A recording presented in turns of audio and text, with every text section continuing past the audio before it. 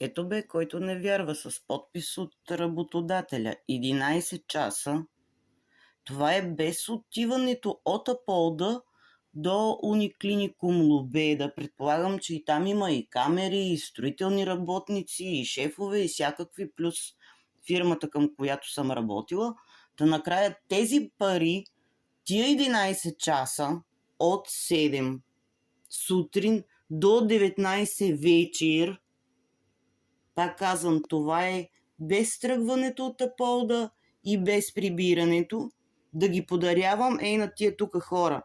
Брат ми Георги Георгиев, Атанас Илиев Котрулев, Майя Цекова Петрова или майната и как се води вече, дали са омъжила за Васил Младенов или не се ми е тая, и Вероника Каменова.